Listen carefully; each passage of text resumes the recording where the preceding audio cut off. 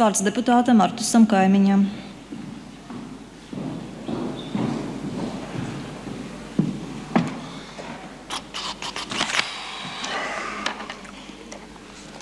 Nu, kas notiek tagad, ko? Veiko. Kauns nav? Pusgadu jums šeit es stāvēju pirms pusgadu uz šīs tribīnas un teicu, ka jūs neesiet pietiekami kompetents kā vadītājs šai komisijai, ka jūs nevarat pavilkt šo smago tēmu.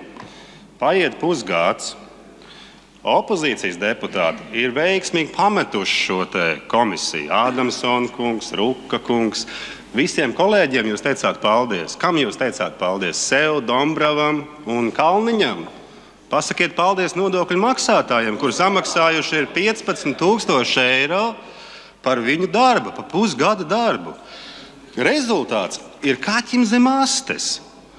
Lobby likums, kas bija pamatā šim te vispār parlamentārās izmeklēšanas komisijai, kā pamatā bija lobby likuma izveide, ar ko nenodarbojās ne Latkovskis no Vienotības, kurš to pat neklausās, ne Loskutovs ar apakškomisiju. Viņi ar to nenodarbojās. Tad opozīcijas vienīgais instruments parlamentā stiprākais ir šī parlamentārā izmeklēšanas komisija. Kā rezultātā opozīcija savāc šos parakstus, bet vada koalīcijas pārstāvis. Plus viņu asistē otrs koalīcijas pārstāvis no ZZS un piebalso Dombravu. Opozīcijas pārstāvis šajā komisijā nav.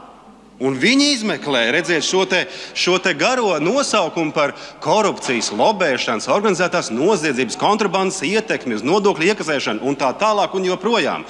Jūs paši koalīcija ar zobiem neļāvāt šai te komisijai lielāku termiņu pa pusgadu.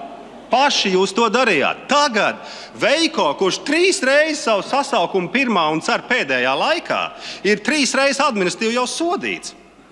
Viņš ir vadītājs šādai komisijai.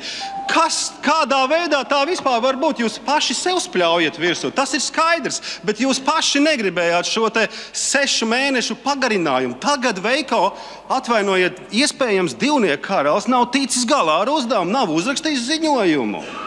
Ko tagad darīt? Nauda saņemta Veiko ir, ne?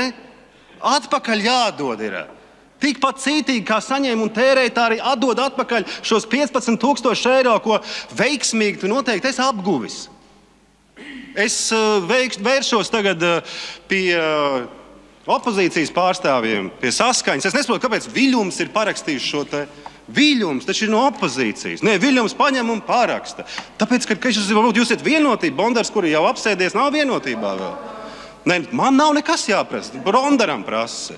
Jautājums jau ir par to, ka lūdzu cienījamā opozīcija, ja no NSL vēl kāds ir palicis šeit, balsojiet pret, tīri principiāli, jo koalīcija jau ir vienojusies, ka viņi dos Veiko Spolītim 2 nedēļas uz šo te atzinumu. Paši mēs zinām, ka pilns rublis vai pilns eiro šim te visam pasākumam nav. Paldies jums par uzmanību!